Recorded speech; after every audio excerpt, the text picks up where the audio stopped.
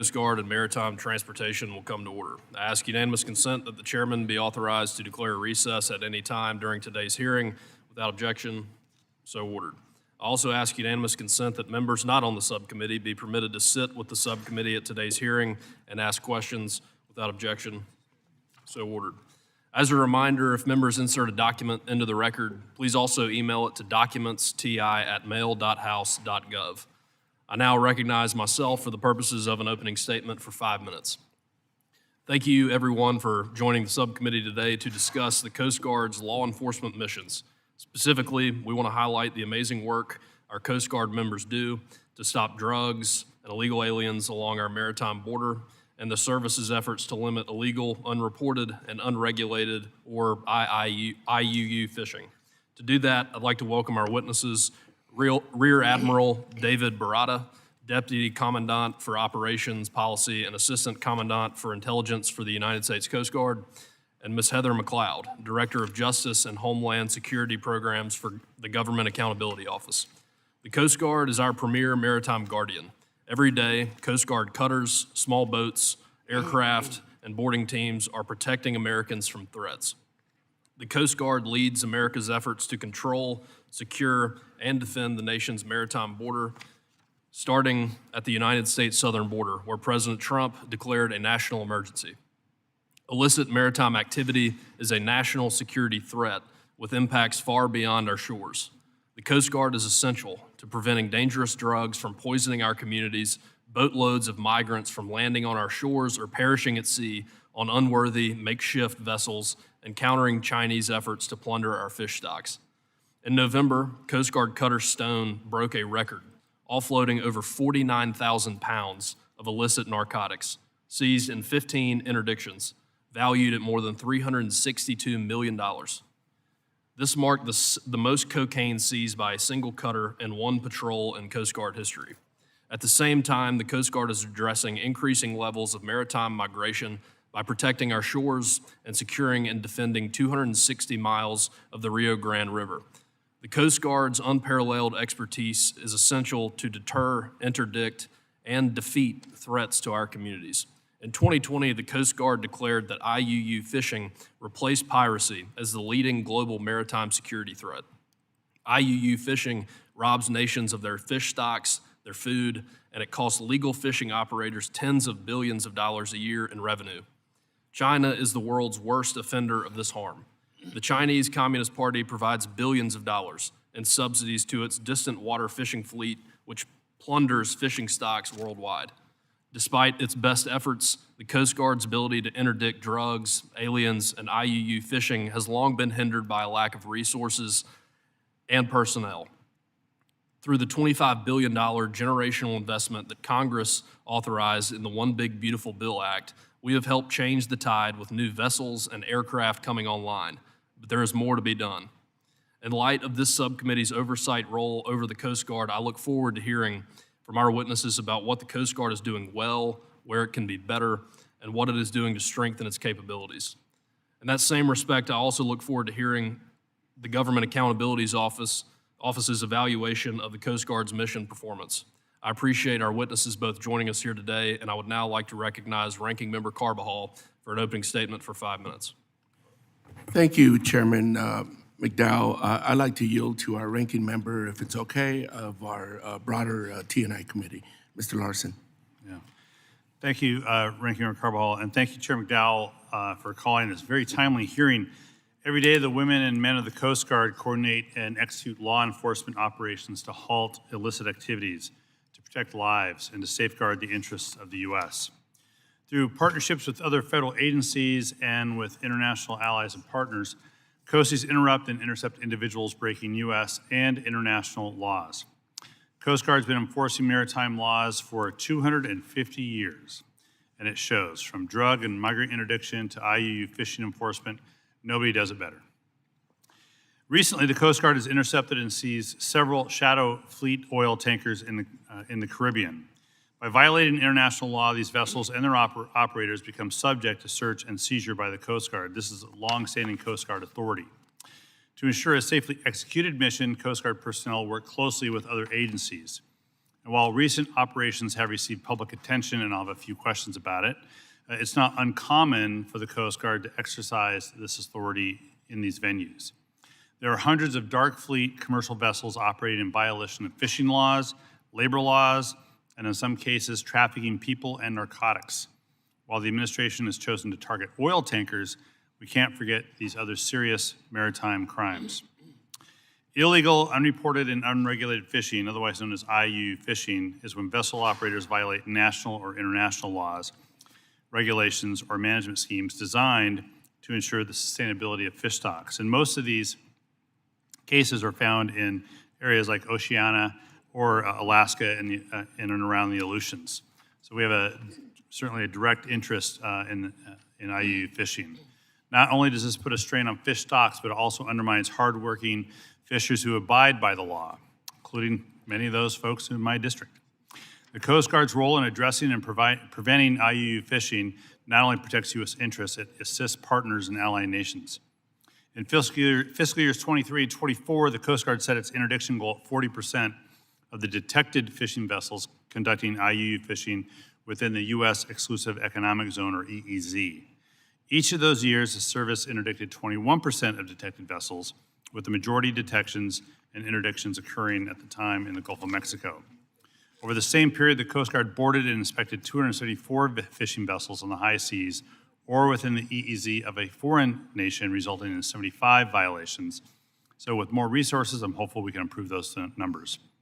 Today, we're going to hear some good news stories about the Coast Guard enforcement activities, but as we discuss those successes, I do want to hear as well how the Coast Guard is ensuring that other core missions, like search and rescue, are not neglected. In closing, I'd be remiss if I did not talk about the sacrifice that comes with military service. Each service member has dedicated his or her life to protecting the country, and recent operations demonstrate the risk associated with that. And I look forward to hearing from our witnesses today on ways to improve the lives of COSIs serving at sea who are conducting these law enforcement missions, and how we can continue to support and improve the service. With that, I yield back. I'd now like to recognize Ranking Member Carbajal for an opening statement for 5 minutes. Thank you, Chairman McDowell, for you and Chairman Ezell calling today's hearing. The U.S. Coast Guard is the nation's premier multi-mission law enforcement agency. As the only uniformed service to conduct both Homeland Security and defense missions, the importance of the Coast Guard cannot be understated. One of the reasons why the Coast Guard is so successful is their unique status as both a branch of the military and a law enforcement agency. When the Coast Guard conducts counter-drug missions, they not only successfully stop, board, and search vessels suspected of trafficking illegal narcotics, but they also detain individuals who often provide critical intelligence on the drug trafficking organizations that put them on the vessels in the first place. The critical piece of the puzzle is only made possible by the precise and professional actions of our Coast Guard boarding teams. Upholding American constitutional values and international rule of law is exactly why the Coast Guard is so successful. Another unique aspect of the Coast Guard is its ability to enter bilateral and multinational agreements with other countries to help bolster law enforcement efforts for both the United States and its partners.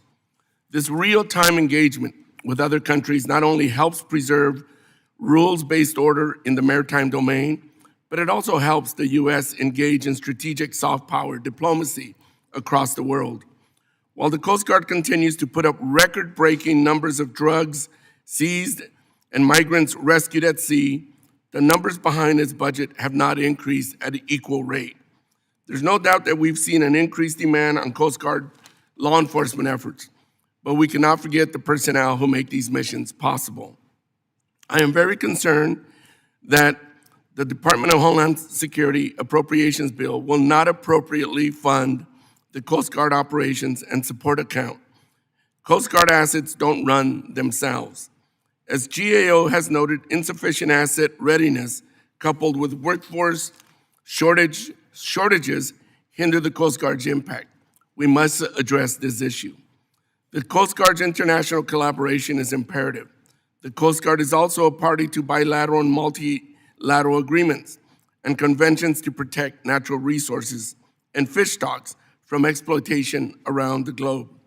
Further, the Coast Guard works hand in hand with NOAA to protect and enforce our domestic fisheries, which is a multi-billion-dollar industry. This mission cannot be overlooked as well. Finally, while I have a serious concern about the administration's actions in Venezuela, I am encouraged by the Coast Guard's actions to enforce the law at sea.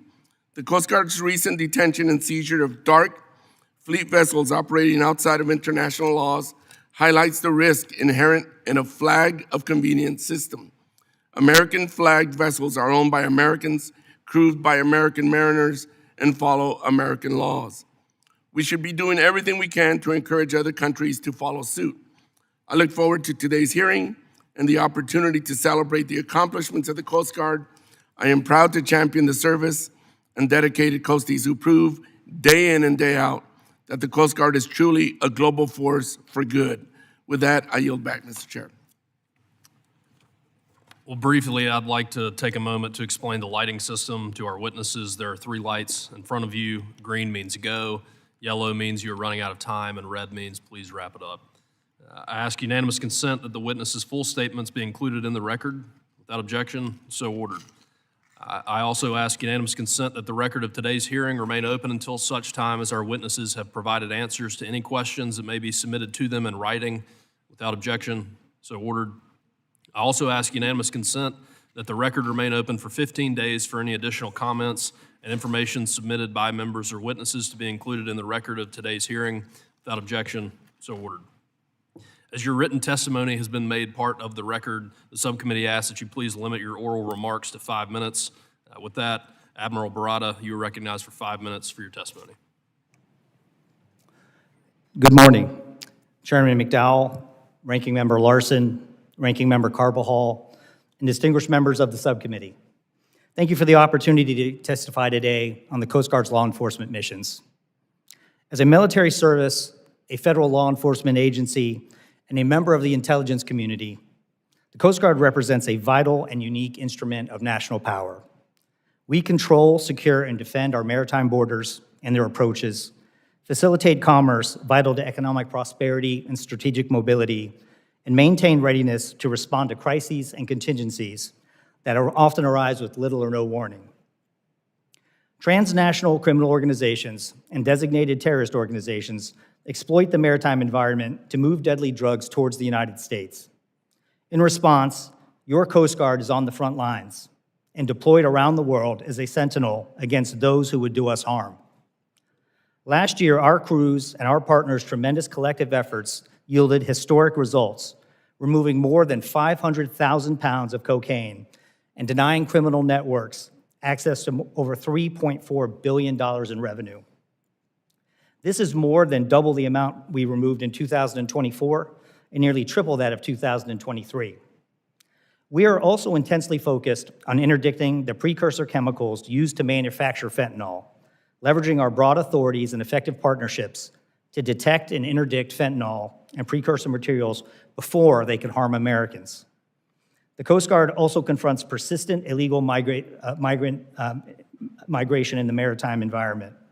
We employ cutters, aircraft, and advanced unmanned systems to control, secure, and defend our maritime borders. We face this threat on the Texas and Mexican border, along the Rio Grande Valley, the maritime approaches to California, and the southeastern United States and the Caribbean. Smuggling organizations and aliens use a variety of craft, from hopelessly overloaded vessels to high-speed boats and jet skis to crude homemade rafts in their attempts. In response, the Coast Guard maintains a robust, forward-leaning posture to deter and interdict these voyages. In 2025, we interdicted or deterred over 11,700 individuals, a 120% increase over 2024. Along the Rio Grande, Operation Riverwall has already supported the apprehension or deterrence of over 230 individuals attempting to illegally cross since it commenced in August of last year. The Coast Guard also leads the world in combating illegal, unreported, and unregulated fishing, or IUU fishing. This requires us to overcome an aging fleet and the sheer vastness of geography. but our efforts are crucial to stemming the growing threat that IUU fishing poses to the United States economy and global food security. Malign, state-supported actors exploit weak governance, undermine world markets, and create instability through a number of illicit activities. Maritime drug trafficking, illegal migration, and IUU fishing are all examples of this exploitation in the maritime domain. Similarly, dark fleet oil tankers subvert the rules-based order by operating substandard vessels with obscured nationality and ownership and false locations and documentation.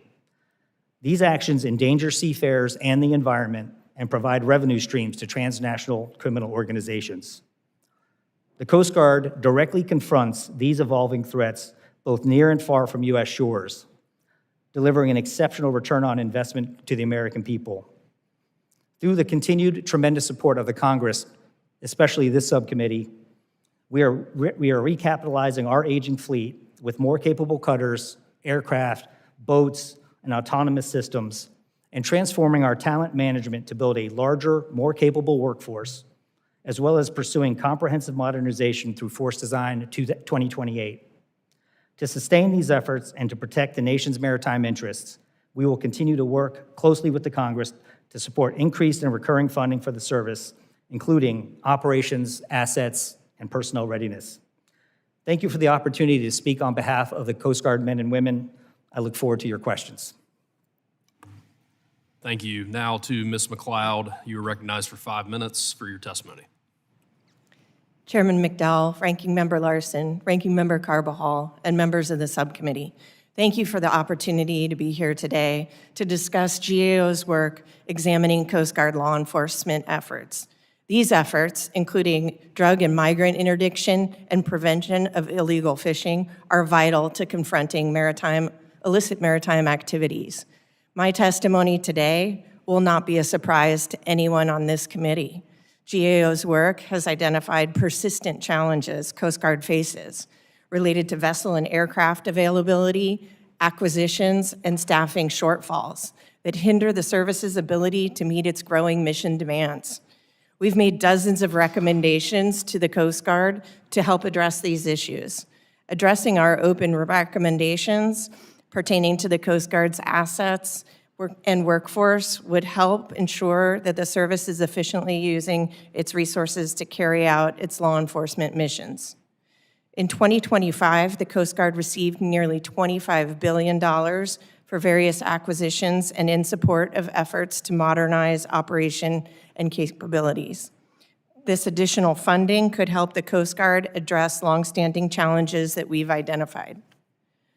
Related to vessel and aircraft availability, the condition of the Coast Guard assets has been in a state of decline for decades. Our work has shown a concerning trend that the cost of maintaining these assets is increasing at the same time that their availability is decreasing. For example, in June, we reported that the availability of the cutters that the Coast Guard relies on for its law enforcement missions declined. We also reported that increasing maintenance challenges have led to cutters missing patrol obligations. We made 5 recommendations in that report to help address cutter challenges. These readiness challenges are not limited to its cutters. In April 2024, we reported that the Coast Guard's aircraft generally did not meet its availability target. Coast Guard officials attributed this to maintenance and repair challenges. We made 5 recommendations, including that the Coast Guard assess the type and number of helicopters needed to meet its mission demands. Our work has also noted that acquisition program delays have been a long-standing challenge for the service and continue to affect the availability of Coast Guard assets. For example, the Coast Guard's newest cutters, the Offshore Patrol Cutter and the Polar Security Cutter, are intended to support law enforcement missions like drug interdiction and prevention of illegal fishing. But we found that combined, these 2 programs are billions of dollars over their initial cost estimates and years behind schedule. We've made dozens of recommendations on how Coast Guard can better manage acquisition programs for new vessels and aircraft. The final challenge I'd like to highlight is Coast Guard staffing shortfall and poor workforce planning. In recent years, the Coast Guard has raised concerns that its mission workload has outpaced its workforce levels. Staffing gaps, particularly in specialized units like tactical law enforcement teams, can hinder drug interdiction and other law enforcement missions. While the service recruited more enlisted service members than it lost in 2024, that had not been the case in prior years. In April 2025, we reported that even with the increase in recruiting, the service remained short of its enlisted workforce target. As a result, Coast Guard was operating below the workforce level it deemed necessary to meet its operational demands at that time. We made 3 recommendations to help address these challenges, including that the Coast Guard develop a clear plan to support its retention initiatives. In conclusion, while the Coast Guard plays a vital role in confronting and mitigating illicit maritime activities, it faces significant challenges in carrying out these missions.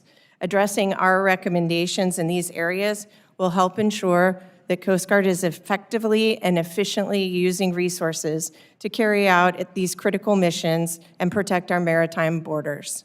This completes my prepared statement, and I'm pleased to respond to any questions you may have.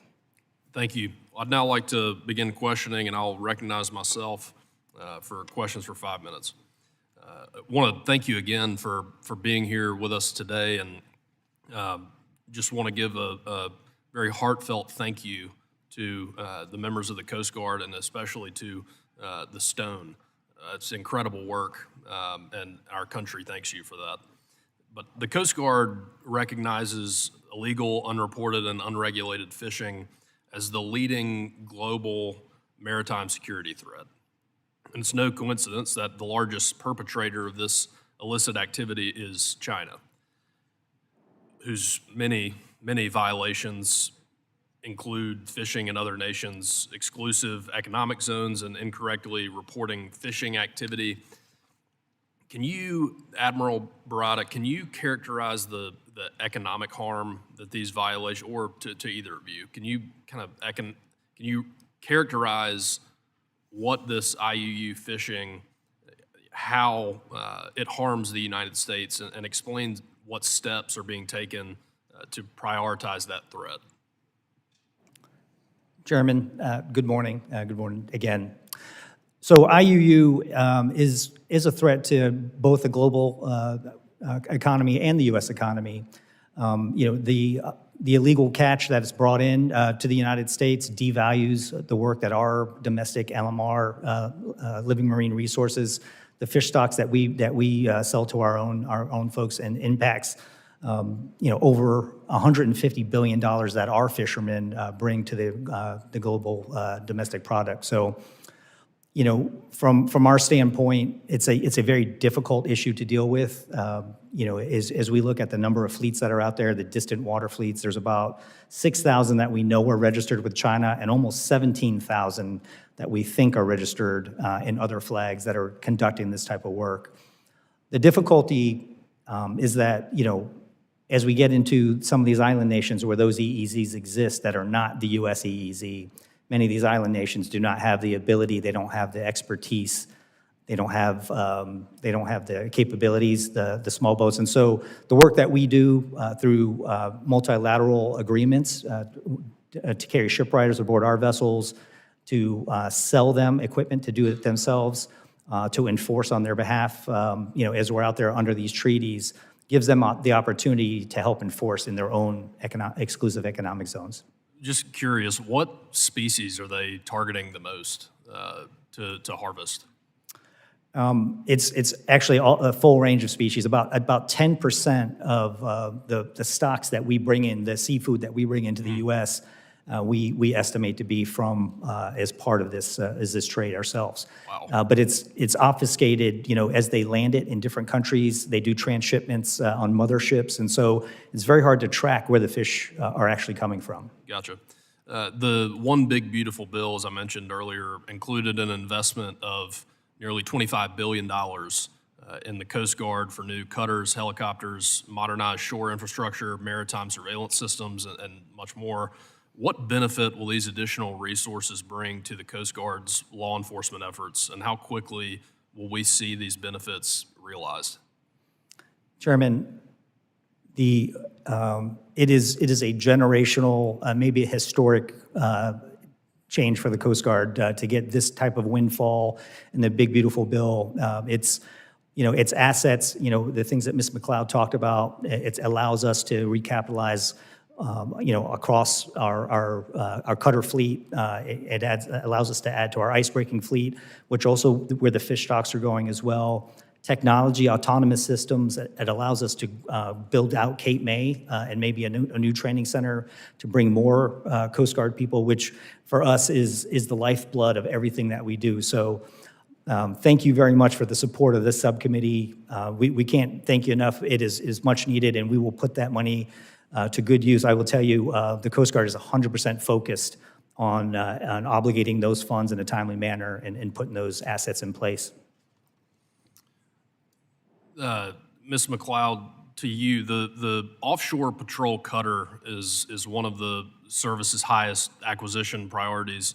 When delivered, this new class of ships will play an important role for the Coast Guard's law enforcement efforts. Can you discuss very quickly the importance of this program and your assessment of its progress?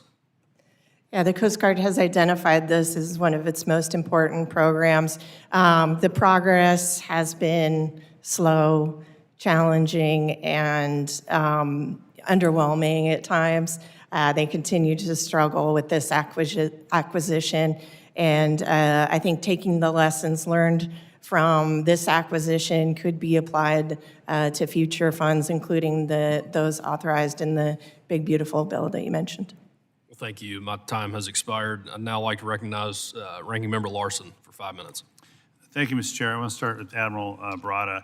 And I don't need a lot of detail, but I think it's important for us to understand authorities under which Coast Guard is boarding these oil tankers. If you could just briefly discuss the right to visit boarding, but that only gives you the legal authority to board. But what's the authority under which you're acting in order to board? I think that's important to understand as well. Ranking Member, briefly, we are using customary international law first and foremost to conduct the right of visit boardings. And once aboard, if we can establish that the vessel is without nationality, we can either get flag state consent, or we can, in the cases that they're without nationality, we can determine that they are under U.S. jurisdiction. And so that is kind of our opening point to use Title 14, sir. Sure. Yeah, Title 14. But on that point, to establish the nationality, is it like pulling them over because of a broken tail light, and then you check on nationality, or is that established first by the State Department in an interagency process, and then you target that particular tanker? So for us on the high seas, we do this very routinely on almost every vessel that's out there, multiple countries, multiple vessels. It's just under the law of the sea. It's customary for us to engage either right of approach or a right of visit and just determine what the vessel status is, what the nationality is, what their intentions are. In these cases, we've gotten some indication that their nationality is not accurate by either a database that we have, intelligence background that we have, working with the Department of State and working with their own flag states. We're seeing that there's a lot of these tankers that are just using false flags without notifying the flag state. Yeah, and not to get in detail because you probably can't hear. Maybe we can talk to you all later in a different setting. But there's a use of Coast Guard and other intelligence assets to maybe narrow the focus a little bit, so it's not every tanker; it's specific tankers. Yes, and obviously we're cued by the fact that these tankers are operating in Venezuela. And every vessel should be operating in its automatic identification system, and every vessel should be flagged so that we can tell these things. And yes, we work through our intelligence and other open source means to just determine that there's some anomalous information that's being provided. And so that does kind of trigger us. I just want to establish that because you kind of do the same thing if you're doing drug interdiction or migrant interdiction. Absolutely, yes, Ranking Member. Same process. Same process. This focus is on these tankers. Yes, absolutely. I don't want to simplify it too much. I'm sure there's nuance, but yes, sir. Yeah, thanks. Mr. MacLeod, I want to shift a little bit. So Yeah, we provided the Coast Guard $25 billion over the next 10 years through the reconciliation bill. And we, Coast Guard exceeded recruitment goals last year, I think, as well. So there's platforms, there's people, but over the last couple of years, the Coast Guard has retrenched a little bit in terms of sites, in terms of, because of recruitment, because of the lack of people, to move people away from current Coast Guard sites and assets from them. Is there a plan now that we're going to build additional replacement and additional platforms and recruit more people? As a Coast Guard, have you looked at whether the Coast Guard has a plan now to move back to places that they have retrenched from over the last couple of years? We got to put these people somewhere and these platforms somewhere. Yeah, we've certainly examined, the funding related to the bill, as well as Force Design 2028. It's ambitious for the Coast Guard to be able to achieve those goals. We haven't seen from the Coast Guard yet specific plans on how it will execute that funding or achieve those recruitment goals. Certainly, they've made efforts in expanding their recruitment efforts through the different offices and different technologies, which is encouraging, but we haven't seen them measure the results of those efforts yet. That remains an open recommendation from us, and so we'll wait and see what happens there. Yeah. Admiral Barata, back to you the same question. You got the dollars for the platforms, you've got, and we'll watch, and we will definitely be watching that. You're recruiting, but under Admiral Fagan, those were all great goals and you're achieving them as well, but she also had to take actions because of the lack of recruitment previously to shrink the footprint a little bit of the Coast Guard. What's a plan to put people and platforms back to those places? So as part of Force Design 2028, I think as Ms. MacLeod mentioned, it is ambitious, but we're excited about it. We've reorganized the Coast Guard in several ways, which includes a group to focus just on people, which includes recruiting. And as you hinted at, over the last few years, we had been short, almost 9,000 people short on the enlisted side. And so the first thing we need to do is get those folks into the service and then expand by another 15,000. And so those are part of our goals to crew those ships, to return those stations where we had to take some of those operators and place them elsewhere for our most demanding needs. But we have a plan in place. We're happy to come and talk to the subcommittee about what that plan looks like, sir. That'd be great. Thank you very much. Chairman now recognizes Mr. Webster for 5 minutes. Thank the witnesses for being here today and your testimony. Really appreciate that. Thank you, Chairman. Appreciate that too. Rear Admiral Barata, Coast Guard began to ramp up the deployment of unmanned aircraft systems, and I guess it was for a cost-effective approach to provide a persistent airborne surveillance capabilities across the national security cutter fleet, and has validated a mission need for land-based UAS to significantly enhance ocean surveillance in support of the service's operations. How is the Coast Guard currently utilizing drones as a kind of a force multiplier for the agency's law enforcement missions?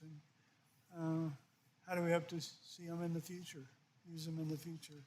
How do they use to progress what's already started? Congressman, good morning. Good to see you as always, sir. So the Big Beautiful Bill gives us quite a bit of funding for all types of autonomous systems, which we kind of break down into long range, mid range, and short range. Some of the short range drones we have found to be great force multipliers at a lot of our local patrol boats and our shore-based units to do any number of things, especially, for instance, where we don't have an air station or we don't have a helicopter or an aircraft available to us to help with search and rescue in some cases, to help with pollution response. When I was the district commander down in the Heartland district, we had a wellhead that had let loose and it was spilling oil And we worked with NOAA to put drones in the air to kind of reposition the boom, as the oil was spilling and it was progressing into the marsh to protect sensitive areas. So if you think about just a local unit, arriving in a government vehicle and not having the ability after, for instance, on the Mississippi River, where a number of barges maybe have crashed and sunk, to kind of put a drone in the air and take a look and see, what the expanse of that is, what the damage looks like to the bridge and other things. Those are the type of things that, if we put this technology in the hands of some of our innovative young people who are really excited about this, we have a program where we actually, we qualify folks from the unit. And so many of these units these kids are volunteering. There's 8 or 10 kids at a time who are, I say kids, these are petty officers who are 27. They're much younger than me. So, but they're taking the ball and running with it. And we're pretty excited about that capability. So they're in the air and they can see and you can see and what's going on. Is there more to it than that? Is there more than just reconnaissance by them, or is there some other use? No, Congressman. We're using it to inform our operations, and so for us, awareness informs the operational commander and allows us to deploy assets, change tactics, reach out to agencies in some cases, or even call assets off if we can determine that, hey. For instance, we get a lot of false reports about things, hey, maybe there's a kayak floating out in the middle of the bay. Instead of launching a helicopter, we might be able to launch something like a drone, look and see that it's something that's just a piece of flotsam that's not really has somebody on it, and kind of discount that as a SAR case. So how would the development of a robust UAS program allow the Coast Guard to better accomplish its mission, multi-part mission, actually? Congressman, it's going to reap us untold benefits. I think we've talked about the far reaches of the Pacific. We've talked about vessels trying to track those things. We are using our autonomous systems in any number of ways. One of our programs called Coastal Sentinel, which is going to be an array of radars and ISR systems. It's going to have, unmanned waterborne systems, air systems. That's going to allow us to have, pervasive maritime domain awareness and understand the threats that are on the border, conduct search and rescue, sea pollution spills, all of these things. And so, for us, that is the future, and what we want to do is allow those systems to do some of the work where we might not need a human being, and free up the Coast Guard experts to do just what only they can do. That's our goal. Director MacLeod. GAO report it concludes that while there's kind of intended to be a short duration, the Coast Guard has sort of surged operations to counter maritime migration and surges for 3 years. To do this, they've reallocated vessels and aircraft, personnel. What's the long-term solution?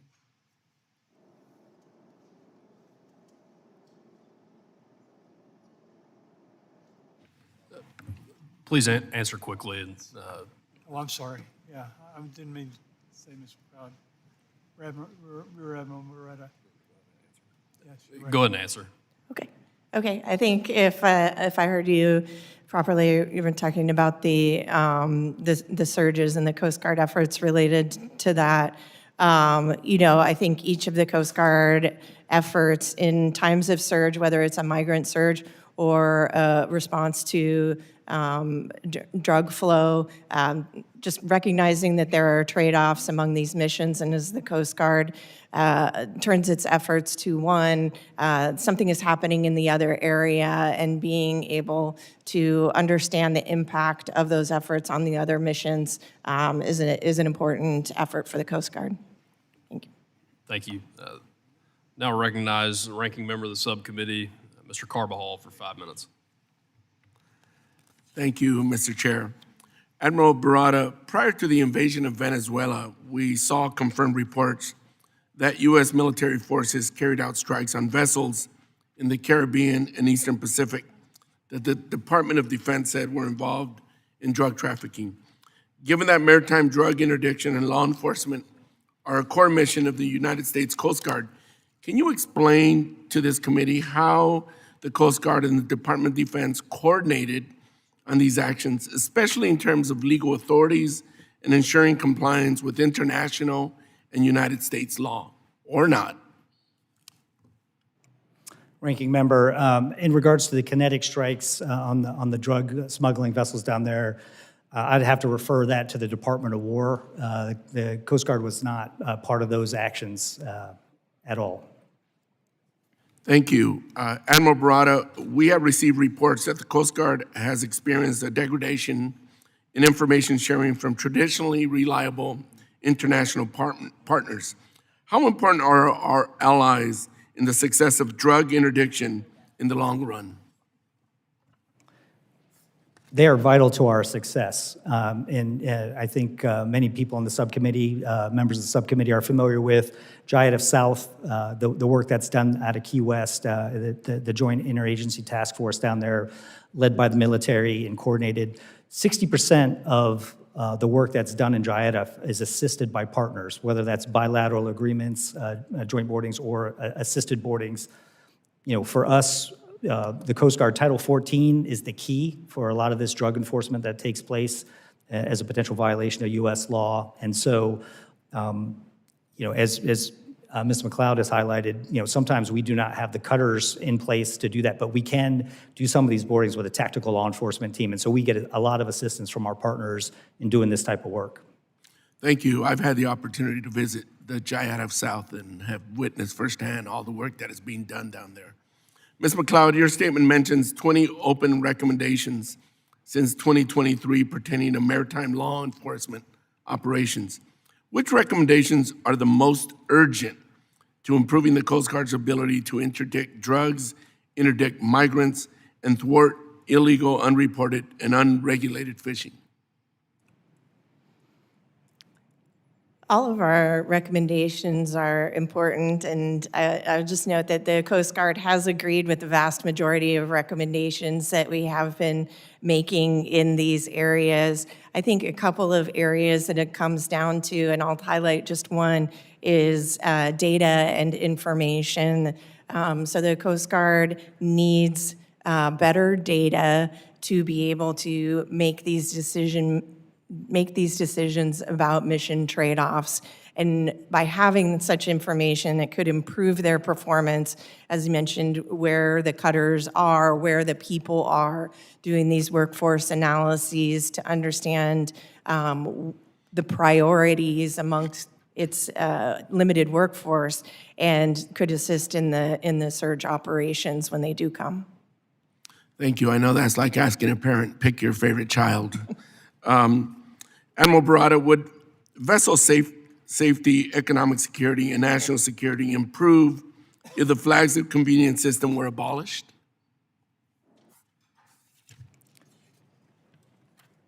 Ranking member, I think it's a difficult question. Like in the cases of the vessels that we're dealing with right now, these dark vessels, there's a difference between, say, an open registry and a false flag. In these cases, what we have found is 4 of the 5 vessels just were under a false flag. They had either were not registered at all, or they had not notified the country that they claimed to be flagged under that they were there. And so when we worked through the Maritime Operational Threat Response process, when we went back to the Department of State, they reached back to that country and just, you know, tried to validate the status. The country was completely unaware that they had, or the country had no registry that was open to other vessels. So I think what we're seeing here in this case of these there's about 300 at least that are mainly tankers that are operating in this dark shadow fleet. I don't think that would get after that problem. I think you know, there are some ways to get after that issue, but if If the vessels are not going to be held accountable, then the registry itself won't, because we are upholding, for us, for instance, the Coast Guard does a lot of work as a port state. We validate these vessels are inspected, that they have their documentation and these things. The vessels that we're going aboard right now have nothing. They have all false documents, sir. Thank you. I'm out of time, so I'm just going to read my last question to the record, if you could answer it later. Admiral Barata, it's been reported that the Coast Guard is hiring vessel inspectors to assess and repair seized tankers. We know that the service is already short 150 vessel inspectors, which has meant a less than ideal vessel inspection schedule for small passenger vessels. If you could, for the record later, submit an answer to how will the shortage, coupled with the new priority of inspecting seized tankers, affect the frequency of inspections of small passenger vessels? If you could answer that later, that'd be great. Thank you, Mr. Chair. I yield back. I now recognize the chairman of the House Foreign Affairs Committee, Representative Mast, for 5 minutes. Thank you, Chairman. Appreciate it. Ambassador, thank you for being here. Thank you for being here, ma'am. I want to stick with the ghost ships and maybe extend a little bit of the conversation that we were just having, understand a little bit more of the risk profile about these ghost ships that are legally moving Iranian oil. So just number one, when we talk about that risk profile, compare, contrast it to a traditional ship that you might board, check out their certifications, things like that, in terms of spill probability, hull integrity, crew competency, things like that. Give me a brief compare and contrast to something that's a legal operating vessel. Well, again, we haven't seen many of these. These vessels we're seeing right now are probably the first couple that we've gotten aboard, but I will tell you, they are very... And again, first couple you've gotten aboard? Yes. Is that what you said? Yeah. Yes. We typically, the shadow fleet operates between China, Iran, Russia, Venezuela, Cuba. We don't access it. The Coast Guard the U.S. Coast Guard doesn't normally see them because they're not allowed to enter U.S. ports. But the one in particular that we boarded, the skipper, was extremely substandard. It was extremely overloaded. The cargo systems were not functioning properly. How overloaded, how substandard? Extremely, yeah, very substandard. They had loaded cargo into areas where they're not normally allowed to load cargo. They pressed those up, but the cargo systems themselves were not working. The firefighting system was not operating properly. Just basic firefighting, life-saving issues. It's fair to say these are not the newest, latest, and greatest?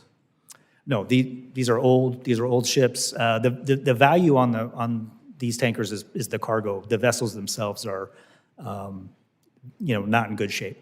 Okay, tell me about insurance carried on these. If they're moving oil and one of these ghost fleet vessels goes out there and has a spill versus something that is otherwise a normal operating vessel. As we've gotten aboard, all the documentation has been false. And so, everything that we would normally require on a tanker to even operate in the United States, insurance, P&I Club, COFR, all of those things, we presume that they don't have it. And so we are treating it as if they don't. So you're saying these ghost fleet vessels, maybe they carry fraudulent documents, but they're nothing more than fraudulent in your experience? Is that? What we've seen so far is that all the documents they've had are not in compliance with international standards. Now, my understanding is, and please correct me or educate me on this, it might be, we might label it for our purposes, an Iranian ghost fleet vessel, but that doesn't mean this is an Iranian flagged ship. Where are these? What's the difference between where they're flagged and where their actual beneficial ownership is? Where do you find that coming into play? What we have found is that they are making multiple claims of ownership, multiple claims of flag state. So we do. Where are those claims of ownership typically? And it's been varied. The flags that they've been claiming have been in West African countries that don't have the ability to validate those things on the international level. Those type of things. The owners themselves are obscured to us. The vessels that have been seized by the Department of Justice. I'd have to refer you to those if they have access to the owners. Distinguish between these terms, if you can. Again, help educate me on this. A vessel's registered owner versus the beneficial owner versus the operator versus the charterer. Walk me through those different terms and why they matter. I'd have to get back to you on that, sir. We normally, in the Coast Guard, deal with the owner-operator, the primary representative of the vessel in order, when we're taking official action. The nuance of some of those, I can get back to you on, sir. So would you categorize this as certainly an environmental issue that these ghost ships are operating, an environmental issue for the Gulf? Well, we are working to mitigate it. I think, the amount of cargo that's aboard some of the vessels, these are 1,000-foot, very large crude carriers, VLCCs as we call them, that are too large to enter into U.S. port. And so what we're doing is we're putting our marine inspectors aboard in order to mitigate that. We're working, to put salvage experts aboard. We have tugs aboard. We have folks trying to work to fix the equipment aboard. So to summarize it, and if I missed something, let me know. But you said crews typically have a level of incompetence or untrained or just don't have the experience on these ghost fleets. That's fair to say. The crews themselves, I wouldn't want to categorize, how they've been operating the vessels. I would say the vessels themselves are substandard. We have not evaluated the crews. Okay. Thank you for your time. My time has expired. Thank you for Thanks, the Carter. answers, and all the best. Semper Paratus. Gentleman yields. Ms. Strickland? Ms. Strickland? Oh, he's back. Thank you, Chairman Ezell and Ranking Member Carbajal, for holding this hearing. I first want to focus on force laydown and the Coast Guard's commitment to maintaining capabilities in the Indo-Pacific. A December 2025 Coast Guard report confirms that the Hawaii home-ported cutter Harriet Lane, which has been central to conducting maritime law enforcement and expanding maritime domain awareness in the Indo-Pacific, will likely be relocated due to home port limitations. Rear Admiral Barata, can the Coast Guard commit to ensuring that critical Coast Guard assets remain in the Pacific? Congresswoman, good morning.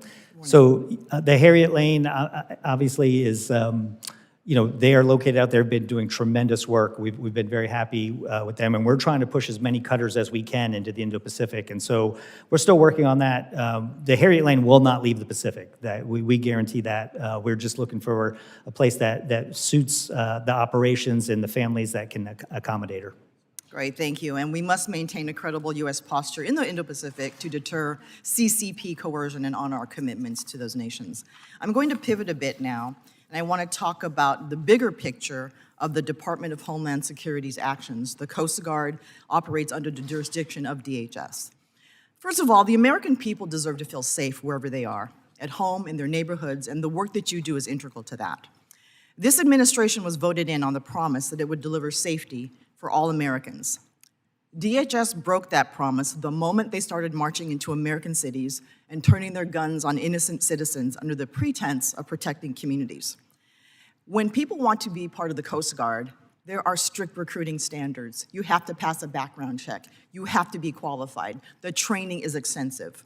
From what we're seeing with the latest recruiting efforts, that's not the case with ICE agents. At every turn, they are choosing the most reckless response possible and then refusing to be held accountable for it. They took no accountability when a SWAT team dropped down from a Black Hawk and stormed Chicago in an apartment building raid that led to no criminal charges. No accountability when agents shot 2 people during a traffic stop in Portland. And no accountability whatsoever when a masked ICE agent shot a 37-year-old woman in Minneapolis in the face. No accountability when the administration then stonewalled state and local law enforcement trying to conduct a fair fact-finding investigation. Americans, regardless of political affiliation, Democrats, independents, and Republicans are outraged at this administration's complete overreach and assault on the rights of the American people. But this was never about immigration for them. This is domestic terrorism. American lives have become an afterthought to this administration's ultimate goal of scaring people, declaring martial law, and using ICE as the president's personal police force. They're going around Congress, they're disrespecting the rule of law, they are disrespecting our role as a check and balance, and the American people deserve so much better. I yield back, Mr. Chair. Gentlelady yields. Mr. Beggard, you're recognized for 5 minutes. Thank you, Mr. Chair. my questions are going to be directed to Rear Admiral Barata. How often are you seeing foreign vessels operate in ways designed to avoid enforcement against IUU, and how are they doing this? Congressman, quite often. It's kind of ubiquitous. They're doing it in a number of ways to kind of obfuscate where they're at. They don't identify themselves, or we found that the technology to kind of project your location is very pervasive in other spots. In some cases, they're clumping in together. In other cases, what they do is they'll take illegal catch to a mothership, and they'll put it into a transshipment so that we don't know which vessel was loading it and those things. And so, in a lot of ways, and then they're landing it in countries that are friendly to them, that need the money or need the catch, and so they'll bring it in there. But those are we see it all the time. What would you say is the single biggest enforcement gap that you face in stopping illegal fishing in U.S. waters or near U.S. interests? In U.S. waters, I think, and it's the same problem I think that we have in the rest of the world, is that you need to know where they're at. You need awareness of where those things are. And so, in the far reaches of the Pacific, some of the things that we're going to need some satellite assistance in order to compare the location of those vessels against their actual location. And then we're going to need data and artificial intelligence to kind of help us suss out which vessels are operating illegally. When you're trying to measure whether you've been successful at inhibiting IUU activities, what are the metrics that you use to capture that? Is it boarding, seizures, disruption? How do you sort of characterize that? We look at it in a couple different ways. Metrics are hard, but I think it depends on the fishing fleet. For instance, in the Gulf of America, where we're doing the Lanchero boardings down there near the Mexican border, and we've had luck, prosecuting some of those operators under the Lacey Act just in the last year alone. We're measuring the deterrent effect there, and what we have seen is that prosecuting and having some of these mariners plead guilty has had a deterrent effect. In other locations out in the Pacific, the number of boardings we do, can we spring upon them? Can we kind of shoo them out of other countries' EEZs? Those are better metrics for us and those bigger fleets and the far reaches. Now, as you may know, I'm from the state of Alaska. We have more coastline than the rest of the United States combined in Alaska. A difficult area to patrol and monitor. But up in the Arctic, what would you think a credible deterrence presence would require? As you say, sir, we love Alaska. It's beautiful up there. But some of the most challenging conditions that we operate in, for a number of reasons. The weather is one, but time, speed, distance is another one. And so, in answer to your question, I think we would need a couple things. We need cutters up there. Presence matters, especially when our adversaries are up there. Aircraft, ISR, the ability to do that. We need some land-based stations and those things. And so the ability to be there when we need to be there, which I would think is year-round, at least we're getting there. But at least when vessels are there and when our adversaries are there, to know what they're doing and then to do something about it. And I appreciate you saying that. As we've discussed already this morning, the budget reconciliation bill that passed last year has a significant, historic, really, investments in Coast Guard, both in terms of new vessels and in programmatic funding. And hopefully we'll be able to get some of that deployed in Alaska on a permanent basis to help you and your mission for deterring IUU fishing activities off of Alaska's coast. At the end of the day, Alaska provides 60% of the nation's seafood catch, and we want to make sure that that our fishing families and those who rely on them are well protected, and they have a strong economic interest to continue to harvest that food off of Alaska's coast. So we appreciate your support in that mission. We love our Coast Guard, and we thank you for your service. And with that, I yield back. Gentleman yields. Chair recognizes Mr. Garamendi for 5 minutes of questioning. Thank you, Mr. Chairman. I think I want to go in a different direction here. I was reading, Mr. MacLeod, your document, and it raises in my mind the very serious issue of maintaining the various vessels that the Coast Guard has. Noting the fall-off in availability that you so clearly put in your report, I want to move to the issue of where will these vessels be maintained. We've got a problem in California. The Mare Island facility is the oldest Navy base on the West Coast, and there are 4 dry docks there. Unfortunately, the Coast Guard made a decision to not bring the icebreaker Healy to Mare Island, even though it was the low bid by over $1 million. They used a process called best value to jimmy up some sort of expenses that put the Mare Island dry dock at a disadvantage. Now, there needs to be a serious discussion, some of which I've already done with the Commandant and with the Coast Guard, about just what is this best value game that is being played. Going forward, it isn't going to do us any good to go back and debate the Healy and whether it should or should not be at Mare Island. But Mare Island is a critical national asset for the Coast Guard as well as for the U.S. Navy. And I don't like the game that has been played, and I want to make sure that the Coast Guard is open and honest about future opportunities for Mare Island to successfully bid for Coast Guard work. Quality and price are the key issue here. So apparently, Mare Island Dry Dock Company had the low price except for this best value game. So going forward, I want to be sure that the Coast Guard understands the critical nature of work being brought to Mare Island. Oh, by the way, the Alameda station's about 10 miles away, and so there's a nexus there. I'm not asking you for this issue to be discussed today at this hearing, but I want to make it very clear that I do not like the way the Coast Guard has operated. There will be other bids and opportunities for Mare Island as well as other facilities on the West Coast.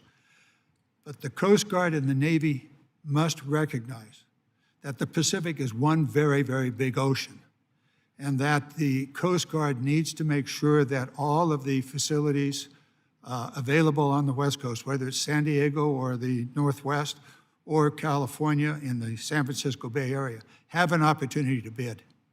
Now, with that, I want to go to one of the questions that has been on my mind forever, and that is the maintenance of the vessels. This does tie back to Mare Island and to other opportunities for maintenance programs. Ms. MacLeod, in your evaluation of the decline of availability of Coast Guard vessels, did you spend time looking at the maintenance issues, how the maintenance programs operate or don't operate? Could you please discuss that? Yes, we did in some ways, and we examined the issues around maintenance in terms of the workforce and obsolescence of parts, I would say, were 2 of our biggest areas that we found.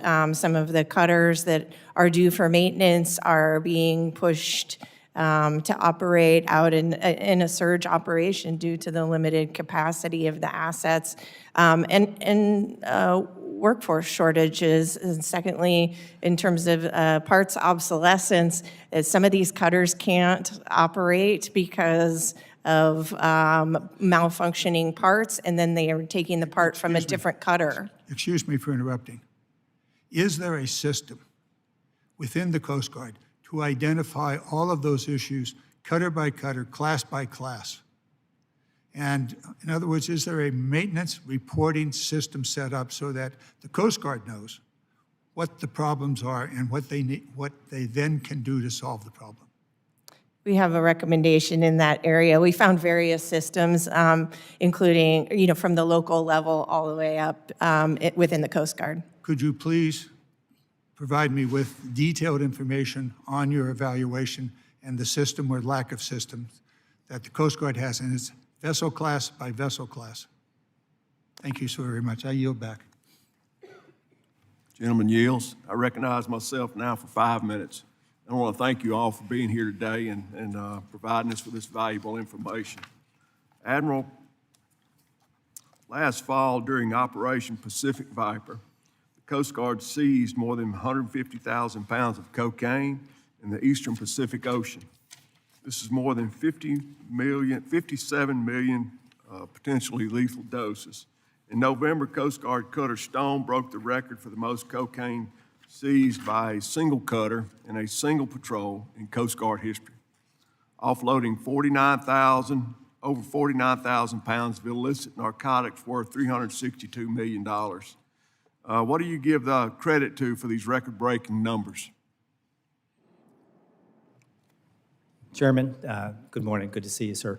I think, this is a result of, one, that we put some capacity down there, and, as a result of the president declaring that national emergency on the southern border and with a focus on illicit drugs and fentanyl. The other one is that we've gotten quite good at this, and I think with what we've shown is that when we have the assets in place, an asset like the National Security Cutter that has an armed helicopter on the back of it, that has a law enforcement trained tactical team, the right small boats, communications, overhead satellites, ISR coordination with Giant of South and our partners, that we can really get after this problem set. Good. What other law enforcement success has the Coast Guard seen specifically in the Arctic? In the Arctic, we just talked with Mr. Begich about the importance of that area. I think, one example that comes to mind is last summer there were 5 Chinese research vessels that were operating on our extended continental shelf, and a combination of the Healy, the Weishi, and the newly commissioned Storis were able to challenge them under the rules-based order and then have them evacuate that area. very good. Chinese vessels tend to be the largest offenders of IUU fishing. How does the United States Coast Guard confront these vessels given the aggressive Chinese Coast Guard? And what does the Coast Guard do to counter Chinese IUU fishing efforts?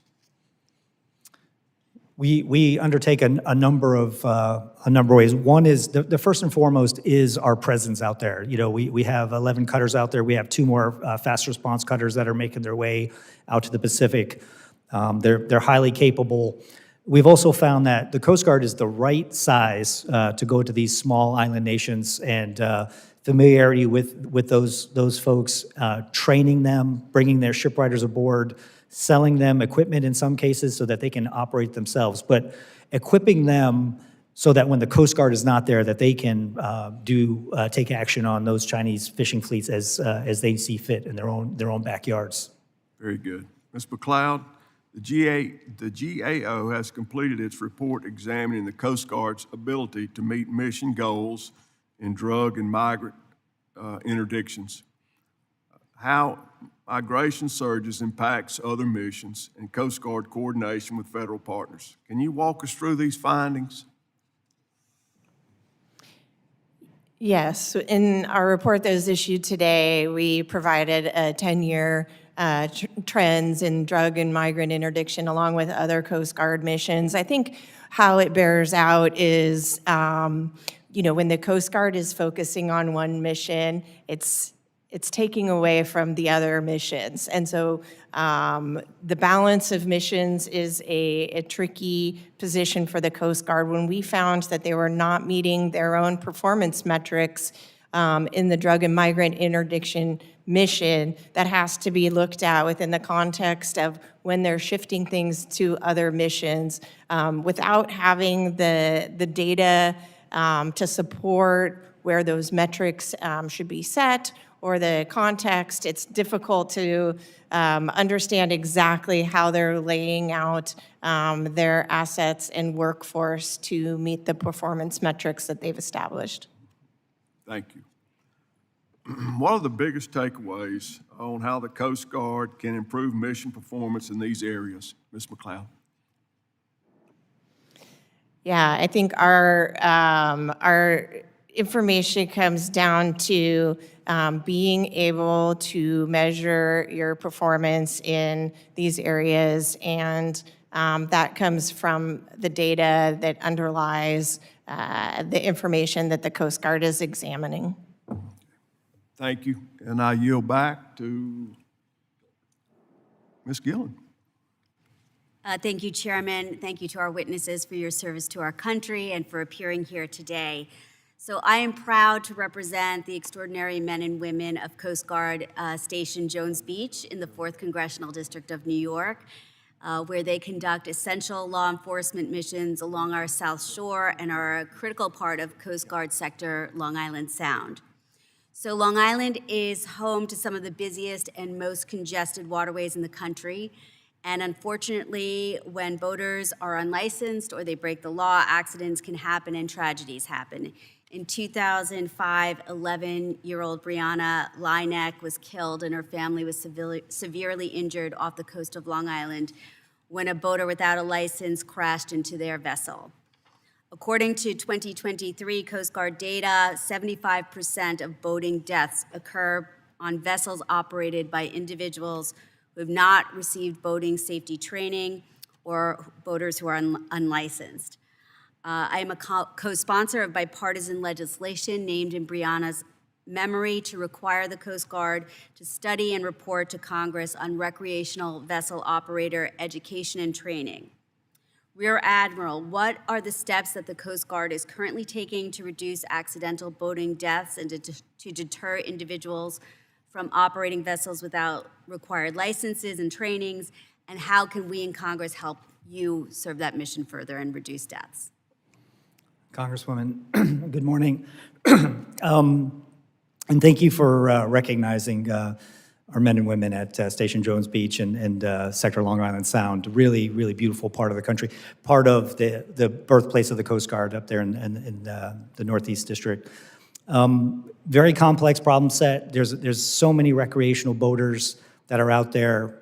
We take a lot of steps working with not only our own Coast Guard Auxiliary volunteer force, but also all the boating law administrators at the local level to administer grant funds to educate as many boaters as possible. For us, that is life-saving work. We call that preventative SAR. If we can get somebody out there, if we can educate a boater, have the right equipment aboard the vessel, we think they have a chance to get home. If they know how to do a voyage plan, 9 times out of 10, we can go find them with the equipment that we have. And if we start adding in, personal locator beacons, we can put a helicopter right on top of your head. And that is our goal from the equipment standpoint. From the education standpoint, we work closely with the states, and obviously, we're a maritime country. People love their boats. To require licenses has always been a very, very complex question. But educating as many people as we can is a part of our mission.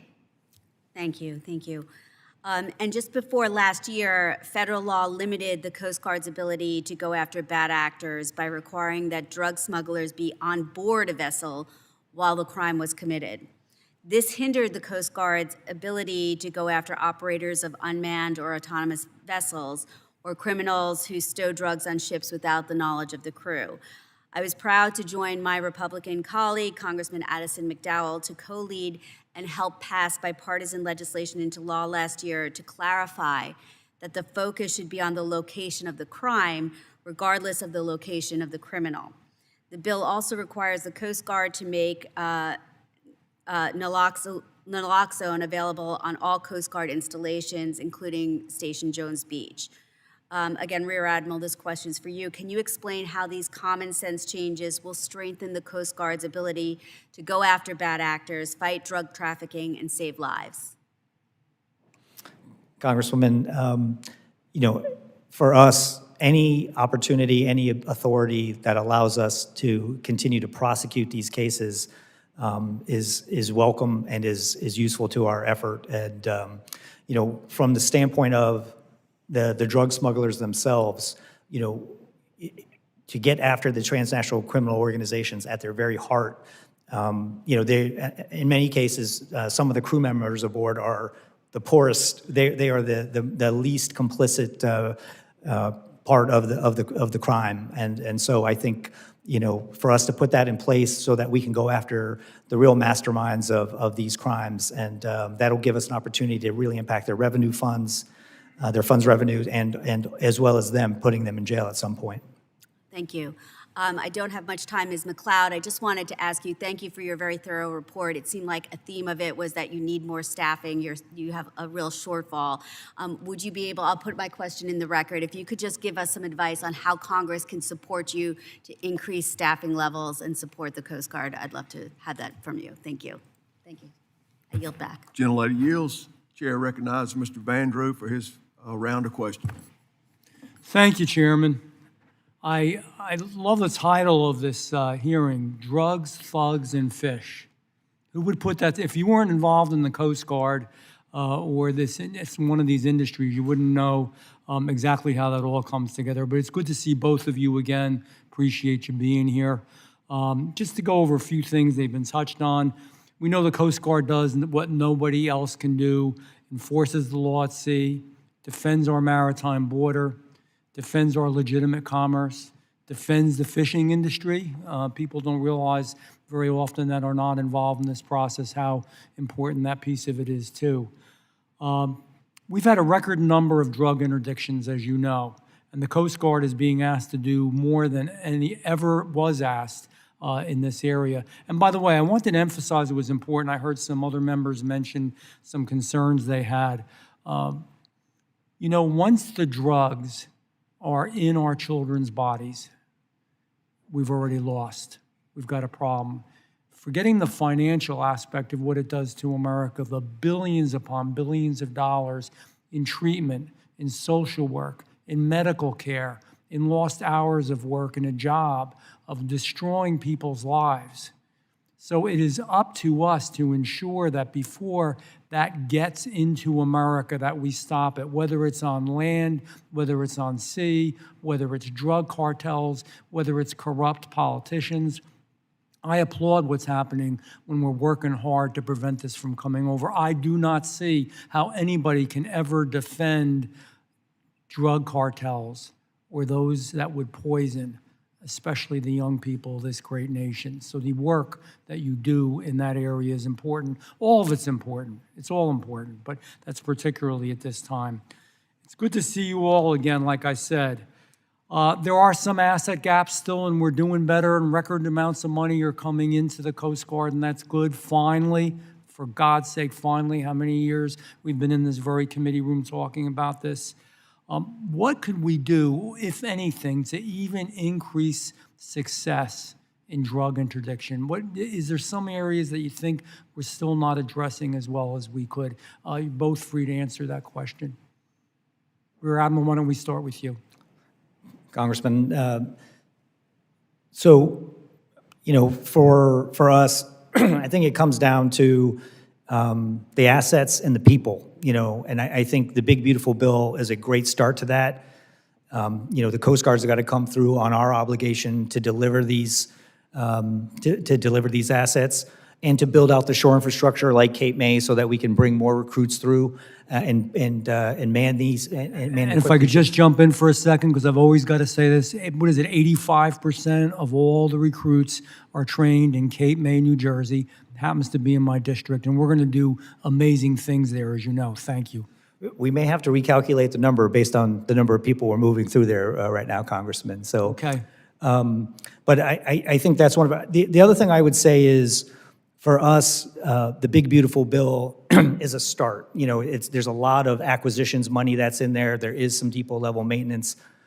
To avoid going into the same cycle that Ms. MacLeod helps us highlight of maintenance, we need a lift in our annual budget in order to pay for the personnel, the sustainment, the maintenance, and the re-equipping as software goes obsolete, as parts go obsolete. We need that continued support from the Congress as well. So Chairman, that's something we might keep in mind and work all of us together on that issue. And, you know, we always hear all these terrible things about the big, beautiful bill. I don't agree, and I'm trying not to be partisan here. Record amounts of money going into the Coast Guard and many other areas as well, including our airports, FAA, et cetera. So I think that there's a lot of good there as well. When you say real quickly, you might need to recalculate with the numbers going through as far as training, could you just give me a brief snapshot? So last year, we put about 5,600 people through, when our annual throughput is normally about 4,200, and we had been historically low the last several years before that. So, you know, as we build out Cape May, we put new gyms, new barracks, and more things. Again, let me thank you so much. Chairman, just so we know, under this administration, the work that we've all done, where we had, basically folks were demoralized. They weren't, you know, joining. And now we have people coming back to the Coast Guard and our military branches, proud to be part of it and joining up. And there's record numbers of increases all across the board, including in the Coast Guard. And that's why I wanted you to just articulate that. And finally, and then I know I have to stop, I have no time left, the CVC policy letter, how it impacts our fishing industry, please do not forget about that. I'm like a dog on a bone. It matters to our fishermen. Congressman, we'll give you an update on that. I think we have some good news for you. Good, I appreciate that. Will you contact my office? Absolutely. Thank you. I reel back, Mr. Chairman. Gentleman yields. Chair recognizes Ms. Shelton. 5 minutes of questioning. Thank you, Chair Ezell and Ranking Member Gillen Carvajal, and welcome to our witnesses. The Coast Guard serves as an integral role in enforcing maritime law, including detecting and intercepting illicit activities and substances. Notably, I would like to commend the Coast Guard for recently intercepting a Russian vessel linked to Hezbollah's illicit financing network. This is exactly the kind of top-notch work we expect from our fearless coasties, and you made us proud in that mission. It's no surprise that I think the Coast Guard is the best at what it does. Just last year, the service broke its drug interdiction record, seizing over 500,000 pounds of narcotics. Simply put, the Coast Guard carries out its law enforcement duties well and intercepts these harmful drugs better than any other entity. While fulfilling this mission, the Coast Guard also takes the suspected drug smugglers into custody. Typically, the federal prosecutors at the Department of Justice then leverage these cases to dig up intelligence about the larger drug operation, ultimately limiting the flow of drugs into our community. As a former DOJ attorney myself, I'm deeply concerned about the fact that Attorney General Bondi has directed prosecutors to stop bringing charges against low-level offenders. Now we're seeing individuals captured by the Coast Guard being repatriated. Rear Admiral Barata, can you speak to how important these federal investigations are for information gathering?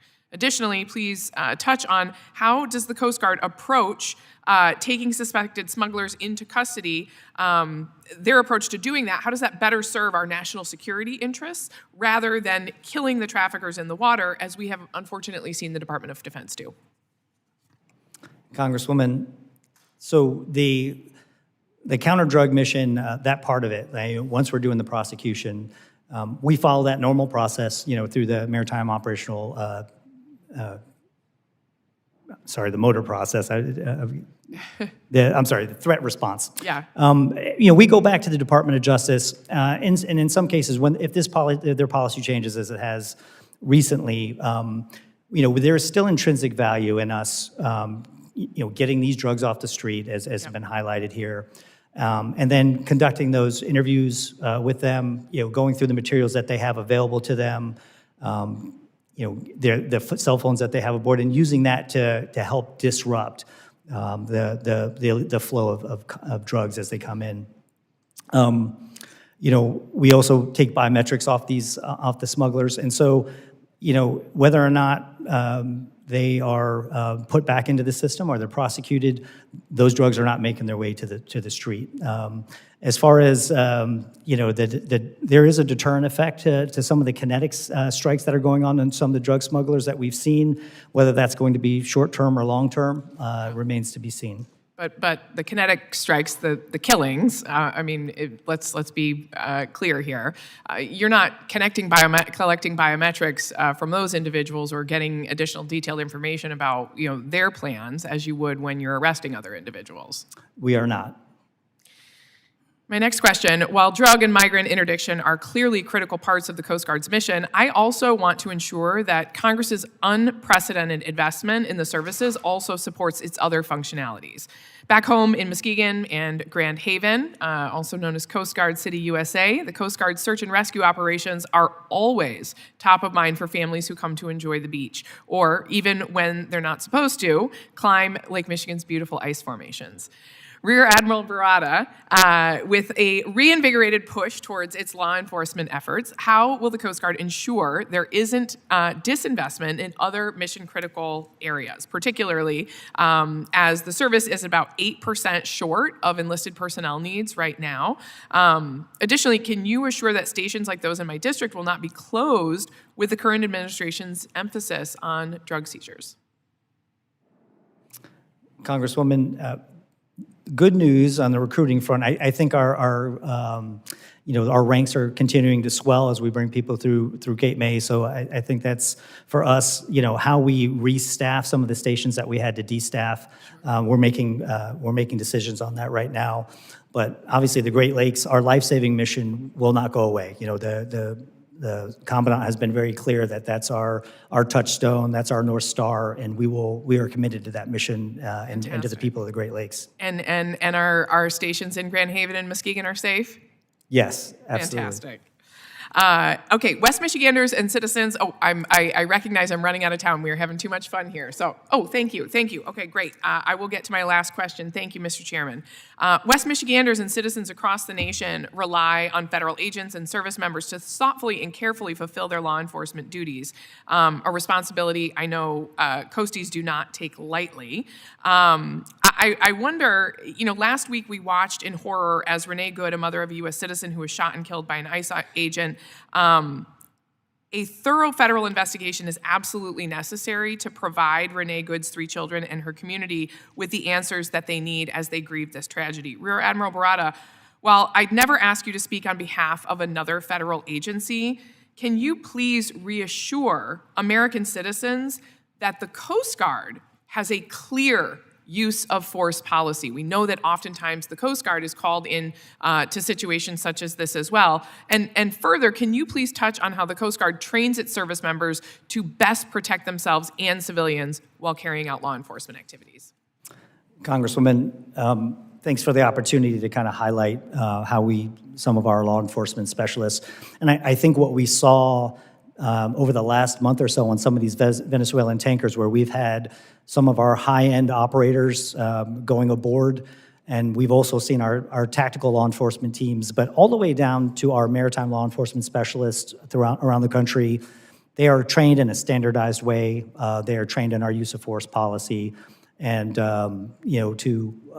for us, we're very proud of the work that they do and our interactions with the public. Thank you. Thank you for the extra time, Mr. Chairman. I yield back. Gentlelady yields. Admiral and Ms. MacLeod, I want to thank you for being here today. Admiral, I want to encourage you to use the appropriated funds that have been given to the Coast Guard. And the next time I see you, I'm going to ask you. So make sure that you go after that money. And one other thing I'd like to say is I was very much responsible for the getting rid of the low bid.